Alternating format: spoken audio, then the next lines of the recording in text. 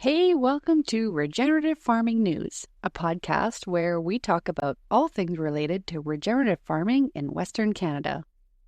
Friend, I am so glad you're tuning in and spending this time with me. I just love talking about regenerative farming and how these principles can help farmers make more money, live better lives, and grow food that is healthier for everyone who eats it. I am just so excited to share this episode with y'all. This episode is late getting published, and that's partly because I went to a Holistic Management Canada weekend course, and I just didn't have time to get this episode ready on Sunday. But better late than never, so here we go. If you like regenerative farming, please hit that follow button and share this show with your friends. You can also follow us on Facebook and Instagram. I saw something funny this week. There was an old pickup truck that had a license plate with the letters HV2FISH. Have to fish. You know you love something when you put it on a license plate. Maybe I'll get a license plate that says LV2FARM. Before I tell you about this amazing weekend experience that I had with Holistic Management Canada, I've also found some interesting news about regenerative farming. So, let's dig in.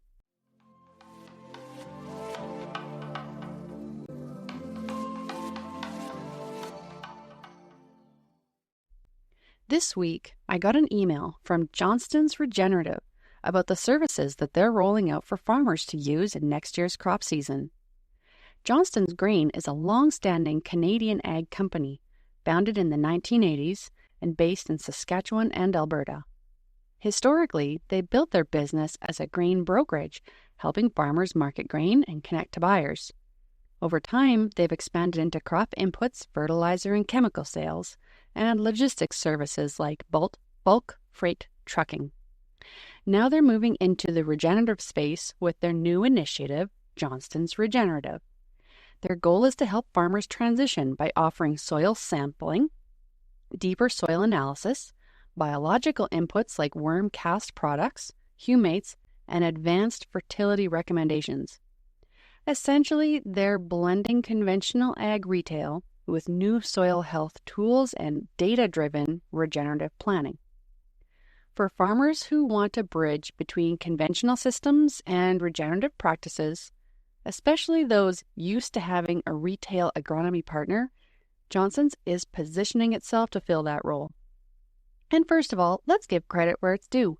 Obviously, they see the opportunities that exist with regenerative farming, and they're building a bridge. For a lot of farmers who have spent decades operating inside the conventional system, they like to rely on the big ag retailers for soil tests, fertilizer plans, and agronomy. Stepping into the regenerative agriculture side can feel intimidating. It's a whole new language: biology, soil function, carbon-driven fertility, biologicals, humics. It's a big shift.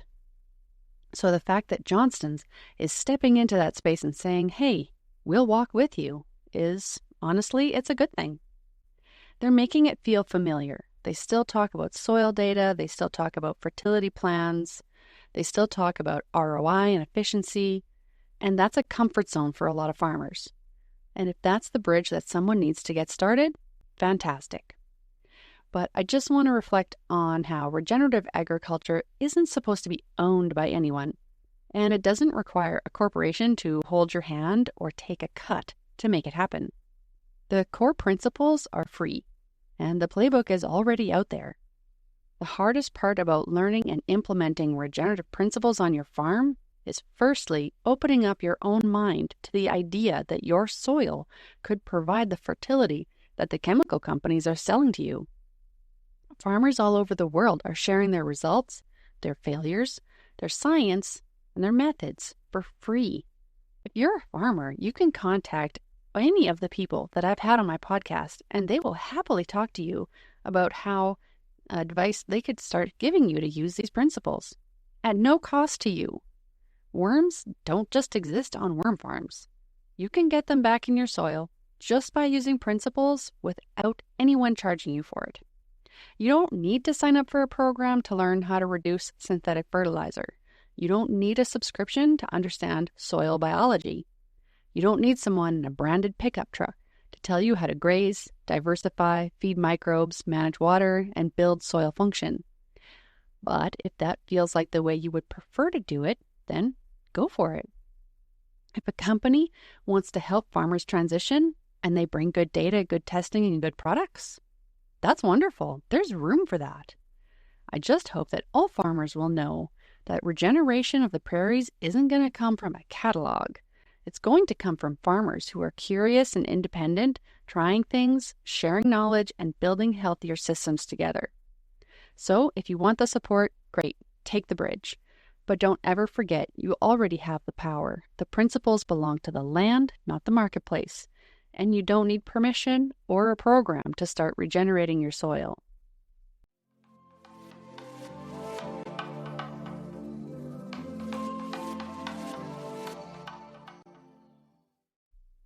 I'd like to start a new segment called The Editorial, where I share my thoughts and different ideas, like an editor at a newspaper who writes about the news of the day. So, welcome to The Editorial. I do a lot of driving for my job, and I like to ponder different subjects while I'm on the road. I was thinking about a saying that I heard a long time ago: if you don't use it, you lose it. This isn't true for everything in life, but it got me thinking about soil health and the fertility that the soil can have, or the lack of it. That saying applies very well in this topic. Soil health is like a muscle. It has to be used in order to work properly and to grow. When we apply chemical fertilizer to the land, we interrupt and stop the soil from using its fertility muscles. The plants have what they need, so their root systems don't need to interact with the soil microbes, and without that interaction, the soil microbes suffer and die. And like our human bodies have many muscles that all need to be used in order to stay strong, our soil needs a variety of microbial life. When we continually plant monocrops and suppress the natural diversity that nature strives for, we have only one plant working one proverbial muscle. So what if a human only used their legs for a whole year, and then the next year stopped using their legs and only used their arms? Slowly their body would suffer more and more from the lack of proper exercise, and they wouldn't have the real true strength of using all of their muscles together. Add onto that the herbicides, insecticides, and hormones that we spray onto the fields. That would be like a human ingesting poison and expecting to be strong and healthy. That is what soil health, true soil fertility, is like. It's a whole bunch of different microbes that all need to get exercised. We can grow a lot more food than we are currently producing with much less crop inputs. And eventually, I think we could grow more with no inputs at all. At least, not the chemical ones. Maybe ones that look more like worm farms and more availability for cows and bison to graze on the cropland, or for spraying microbial mixes or inputs that feed the microbes. The great thing about regenerative principles is that they allow for a great variety of possibilities and are not as a black and white or one-size-fits-all idea. This can look different on every farm and work for everyone. The main challenges that we need to overcome are twofold. First, we need farmers to more widely accept and implement regenerative practices. Second, we need consumers to understand that this type of farming is positive for the environment and will make our food more nutritious for our bodies. As it stands, many people seem to be caught up in going vegetarian or vegan in an effort to support the health of our planet. And I think there's a place for that. But what those people could understand is that raising cattle and animals for meat can also benefit the planet if we start doing it regeneratively on a bigger scale than it currently exists. This is something that we could all come together on when we all understand it. Diversity of beliefs doesn't mean that we have to be at odds with each other. Vegans and ranchers can actually be on the same team. But it's going to take some work to get there. That's why I'm doing this podcast. That's why I'm talking about this. I want to get as many people as I can to listen to this and to understand that we all have the individual power to come together and be in harmony with each other and Mother Nature. We can harvest animals for food, improve the environment, and grow the most incredible and nutritious vegetables and fruits and everything else. Can we have a perfect world? Of course not. But we can make it a whole hell of a lot better than it is. Abso-freaking-lutely. I can make a difference in this world, and so can you. You listening right now, you can use today to make a difference. Support my podcast for starters. Share this with your friends and family. Talk to a local farmer about their regenerative farm. Buy their products. It is safe to trust other human beings. And we have to keep building these bridges of trust between each other. Because right now, we trust mostly the grocery store. And that's not the safest place, necessarily. Take the time to look up a farm in your area and build a bridge with them. Farmers, you can start making plans next year to diversify your farm. Reach out, start a social media page, have a way for people to find you. Choose one field and test out a cover crop mix. Maybe you can bale it and sell them, or better yet, get a neighbor to swath graze it and watch your soil microbes burst into life. The future can be bright. I know it's a scary world in many ways, but we must not lose hope that we can make a difference and that we have the power to make things better. I was recently encouraged that regenerative farming is growing maybe faster than we realize. It would be fantastic to maybe have some big numbers, like a total count of regenerative farms in Canada, to really help us understand where we're at with it. But in any case, I had a truck that I sold recently, and one couple came to look at it and bought it. And I asked them, I said, "Have you heard about regenerative farming?" And they chuckled a little bit and said, "Yes, we regeneratively graze our cattle on our ranch with electric fences and moving every few days until when they get through all their paddocks, that by the time they're to the last one and finished, the first one where they started is ready to graze again." And I couldn't believe it. Out of all the people who could have come to look at my truck and buy it, the one couple who came, they were regenerative ranchers. Now, maybe this is just me, attracting and manifesting these people into my life. Maybe it's a coincidence, put it that way. But I don't know. I just don't think so. I think maybe it's growing more than we realize it have. And I think that was really encouraging to know that we can be meeting these people, but if we don't ask about it, we don't know. So if you want to find out who's in your area, anytime you meet a farmer, don't be afraid to just ask them, "Hey, have you heard about regenerative farming?" You never know.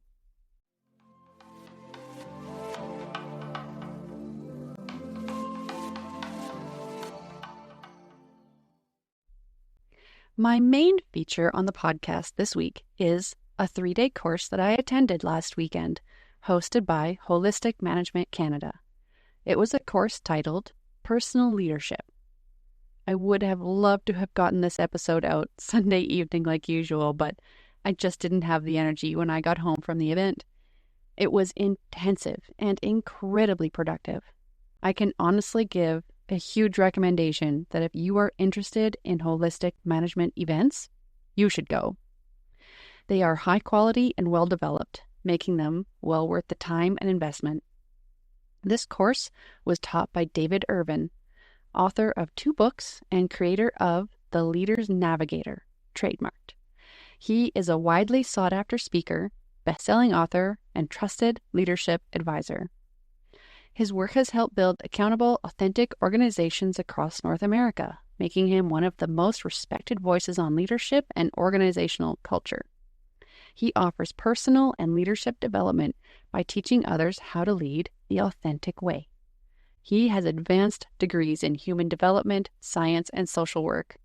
With more than 35 years of experience as a family therapist, workshop facilitator, lecturer, and advisor to executives, David has developed a unique personal and practical approach to inspiring leaders and transforming lives. And He definitely did that this weekend.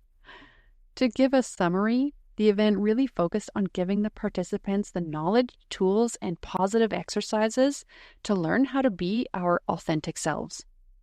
People often wear masks in our day-to-day lives and relationships.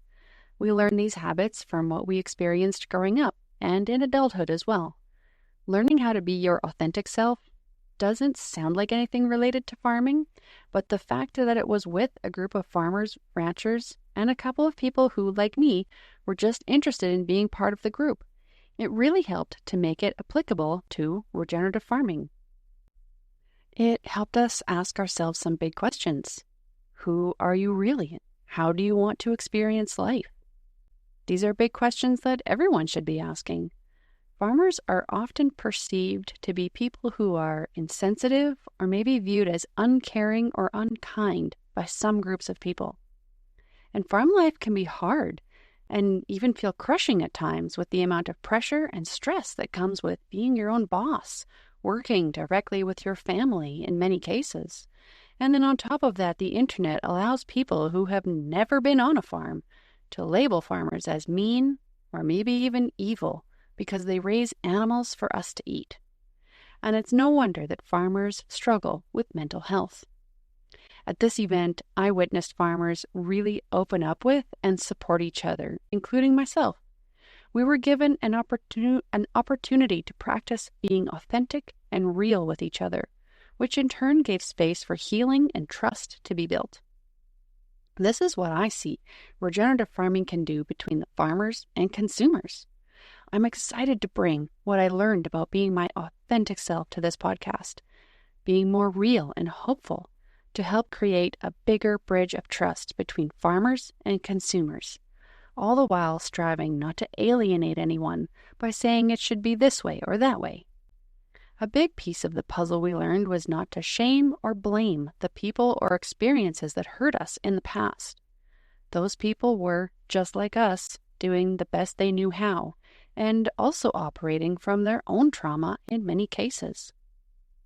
It makes me picture an environmental activist and a farmer sitting down and talking and being kind and respectful, even if they don't agree. Being secure enough in themselves that they don't need the other person to change in order to feel safe and heard.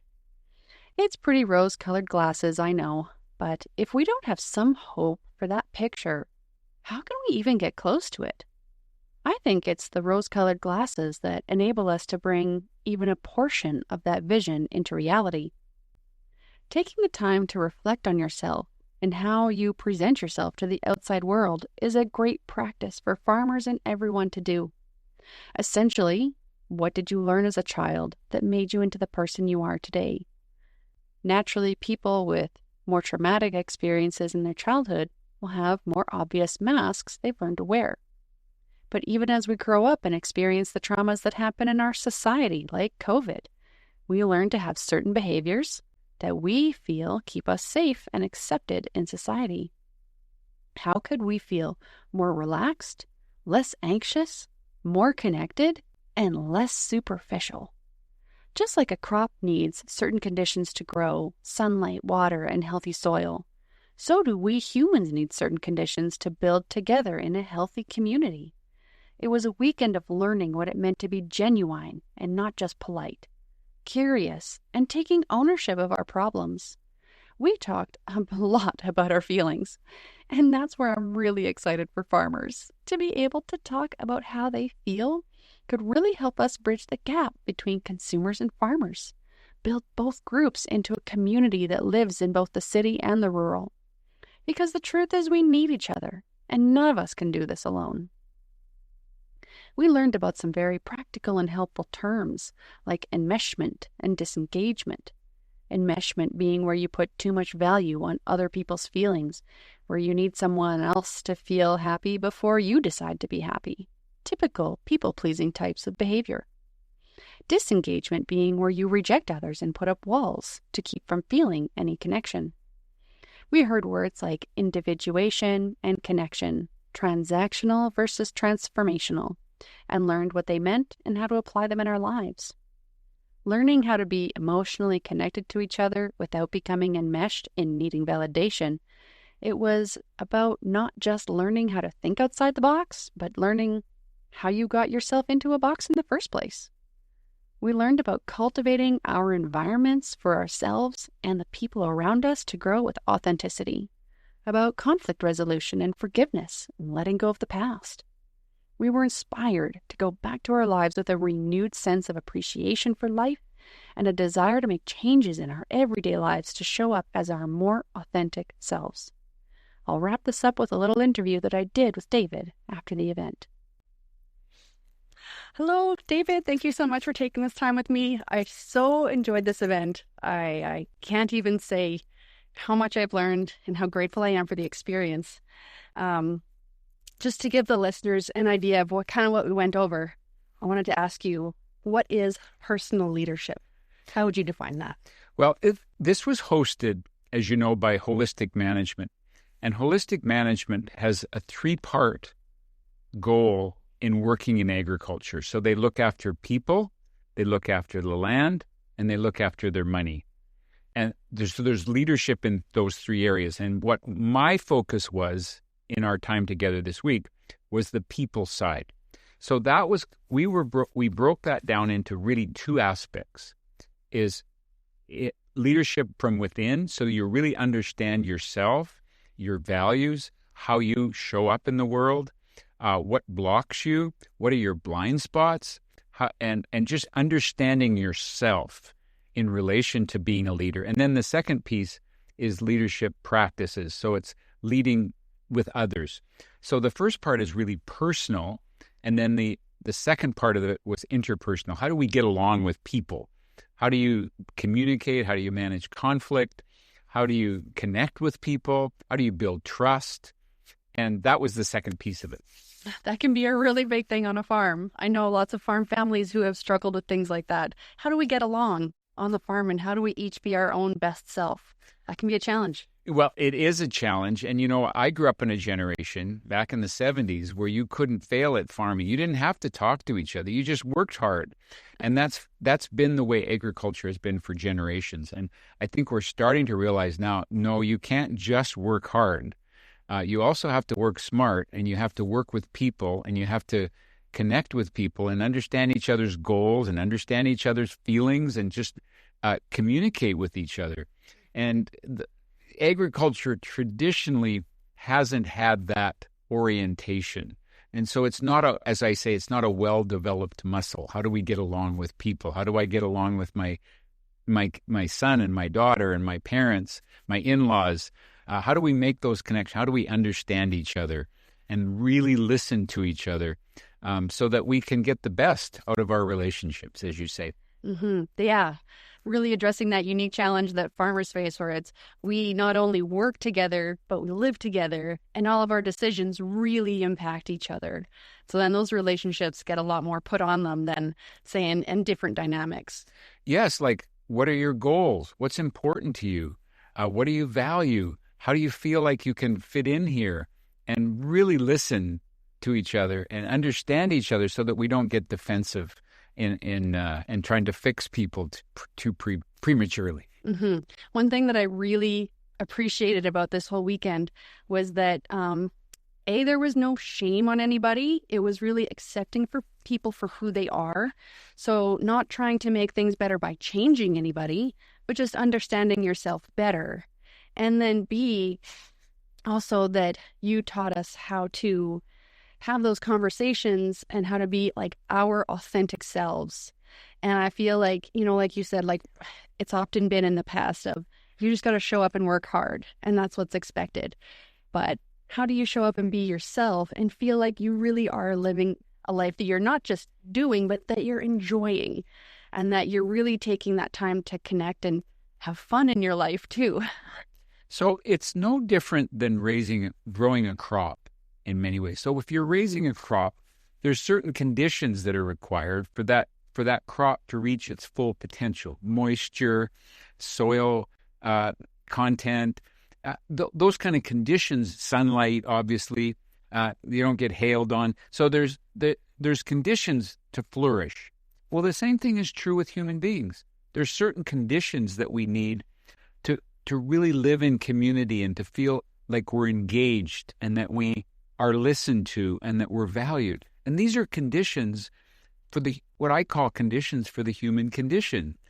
So it's like appreciating each other and not judging each other and really valuing each other and really listening without having to feel like we have to fix people or straighten people out. And then we, as you say, Heather, bring your authentic self, who you really are, to the work. And then you don't have to motivate people. If you find out what people's values are, you find out what's important to people, you find out, hey, what kind of contribution would I like to make in this operation? Then you don't have to change people. You just create a space where people can come and be themselves. Mm. And if it doesn't fit here, if who I am and my best self and in my words, your authentic self isn't in farming or it doesn't fit in this operation, then we support you to move on and find your own vocation, rather than feeling compelled or forced to fit into this box called farming. Yep, that's fantastic. Another thing I wanted to ask you was, how did you get connected to holistic management, and what was that attraction for you? So, I was trained as a family counselor back in the 80s, and what I was trained to do is to look at the whole family. So I didn't just bring in kids and fix them. I had parents come in to say, they'd have a list and say, would you straighten my daughter out? Would you straighten my son out? And I would say, what I was taught is, why is that behavior there? And how do we work with the whole family so that you begin to see that the behavior is just a symptom of the system? And what are the conditions for a healthy family? Well, when I started to do some counseling with people in holistic management, and we were sitting across the kitchen table and they were explaining to me the whole principles of holistic management. I started to go to some conferences on holistic management. And what I came to understand was that people who manage holistically think the same way that I think systemically within a family system is the same way with working on the land and working together in the ecosystem. And I began to really feel a sense of alignment. And there's a component to holistic management, which is the people side. And so I fit into that component very easily, because that's what I do, is that I had been counseling farm families for quite a number of years, sitting across the kitchen table. So it was just a really easy fit for me to fit into the same philosophy that holistic management has. Yeah, that's great. And I really love that analogy of the people being like a crop. We can get so lost in the day-to-day in the work and, everything that it takes to run a farm, which is a lot. And I feel like it's pretty easy to lose sight of that. We can get lost in everything it takes to run a farm. There is just so much that goes on with that. It would be easy to lose sight of that the people are important too, maybe even the most important. Yeah, see, Heather, it's a fundamental principle of good leadership that there's two aspects of your business. You work in your business, and then you have to work on your business. And if you're not careful, you can get so busy working in the business, managing crops, rounding up cows, weaning, whatever is involved in our business. And it's true of any business. You get so involved in the operations that we have to remember to step back periodically and say, am I in the right business? We're doing things right, but are we doing the right things? And to begin to really look at the way that we're leading the business and look at, and the people side of that is one component. So you're not just telling people to do their job, you're actually evaluating and asking yourself, are we doing the right job? Just because we're doing it right, maybe we shouldn't be doing that job at all. So it's a matter of stepping back and getting that perspective. Mm-hmm. Yeah, and then I guess, something else that probably makes it difficult and that I enjoyed about this weekend was learning to have the courage to look at these things. I feel like maybe sometimes we avoid them simply because of the fact that it could be difficult to have these conversations because you really do have to open up. And when you open up, you do open yourself up to maybe hearing some feedback from your family that you maybe don't want to hear. It's so true, Heather. And it's human condition not to look at this stuff. So it's no different, for example, than writing your will and talking to your kids about your will and planning what do you want done with your estate. And it's approaching some difficult conversations, and it's easy to procrastinate those conversations. As I always say, there's important things and then there's urgent. The important pushes on us and the important we push on. And it's easy to get lost in the tyranny of the urgent and lose perspective of what's really important, because the important things sometimes are not comfortable conversations to have this, to really understand our kids and what's important in your life and what are your goals. And part of the problem that we get into, I think, Heather, is that we think if people raise a lot of ill feelings or some frustrations or some fears, we think we have to fix those feelings. And the reality is you don't have to fix it. We just have to listen to it. Just be present and hold the space for people to feel really valued in whatever they're going through. Yeah. And that can just have such a benefit for everybody in the whole farm. I know we talked in this workshop this weekend about when you're stressed, what happens in your body and how you get into a stress response. And you don't want to be working cattle when you're in high stress, but we also don't want to be working with each other when we're in high stress, because it just creates an environment where people don't feel safe. And if people don't feel safe, they're not going to be growing. As we know in the human body, it only really serves two purposes. You're either cells are protecting or they're growing. And if you want to grow, you have to feel that sense of safety, that it's okay to be honest. It's okay to be truthful. It's okay to ask for what you need, even though you may not be able to get it. We need to create an environment where people feel that sense of safety and well-being without being threatened and shamed. Mm-hmm. Yeah, I feel like this is a really important topic because it's widely known that farming is a very stressful way of living. And there's a lot of mental health struggles that many farmers face. And I feel like this could really help them a lot with that. Well, and we certainly cross that line around how do you work on your farm and deal with the challenges of mental health issues in our rural communities, and just be given those resources for how do we talk to each other and how do we manage our own well-being and what's our own what I call a mental fitness program to keep yourself mentally well. Mm-hmm. Yeah. The podcast is generally about regenerating the soil, restoring to our land that natural fertility. But, none of that really matters if the people who live on it aren't having a good life. So I really appreciate you for this time. There's one more thing I wrote down here, but I can't remember. It's a whole paragraph here. Well, let me just also say, as I know you're involved in regenerative agriculture, but you know what? We also have to have regenerative living and creating conditions in our life so that we can really thrive in our lives, not just on our farms. And to understand that farming is a tool to create what really matters in our life. That's what the purpose of our business is. Oh, I love that. I saw people really open up. Farmers, ranchers, men and women who had sometimes only just met at this event. It was a beautiful thing to witness. How do you get people to open up? And why do you do this work? Well, I do this work to make a difference in people's lives. My dad told me before I left home, that there's a difference between a successful life and a meaningful life. I didn't really have a clue what he was talking about when you were 17 years old, but I've been on this quest all my life. What does it take to have meaning? And what it takes to have a meaningful life is to make a difference in the world. You make the world a little better. I was a Boy Scout years ago, and you learn in Boy Scouts to leave the campfire cleaner than when you found it. And that's been a philosophy of my life, to leave this world a little better than when I found it. And the reason why we build community is, think about where you work as a listener. You might work in a family, you might work in a family business, you might work in an organization. And ask yourself, what does it feel like to work in that place? What's your experience of coming to work there? And if you don't feel like this is a place where you can be who you are, where you have to leave who you are at the door, rather than just coming in and being who you are and being and just contributing your own gifts and talents and unique abilities. If you don't feel like you can be unique, you're not going to be as productive, and you're not going to be engaged as if you create a place where people can build a community.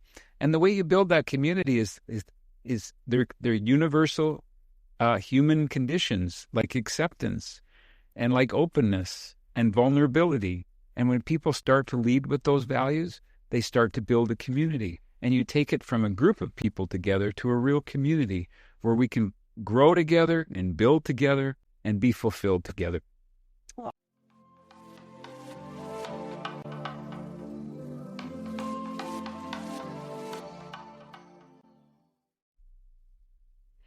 And a quick reminder of upcoming events. I am so excited to be going to the Manitoba Forage and Grassland Association's Regenerative Agriculture Conference. Boy, that's a mouthful. Being held in Brandon, Manitoba on November 12th and 13th. The theme this year is Enriching Land, Lives, and Livelihoods. This conference will feature an incredible lineup of keynote speakers. I'm excited to get the opportunity to meet and connect with like-minded people who are as passionate as I am about regenerative farming. And you can bet I'll be posting all about the event here on my podcast in the weeks following. Next year, Holistic Management Canada is hosting its annual conference on February 6th through 8th in Taber, Alberta.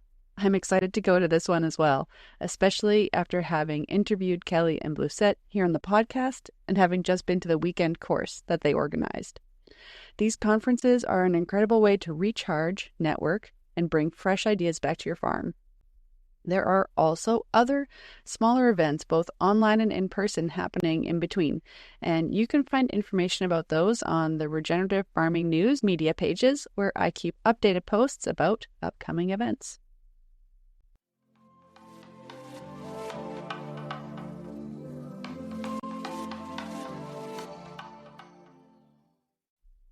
Well, that's a wrap for this week's episode of Regenerative Farming News. I know I'm still kind of bumbling along with this podcast, and I am by far not the world's greatest podcast maker. But if you've listened to this entire episode, just know that I am so grateful for you, and I appreciate everyone who takes the time to listen and learn. Hit me up on Facebook or Instagram. Help me make this show better. Tell me what you liked. Tell me what you'd like to hear that I haven't covered. Give me some tips and pointers. Have I made some mistakes? It's okay to let me know. This is Heather Heinrichs signing off. Together, we can grow healthier soil, stronger farms, and a more resilient future.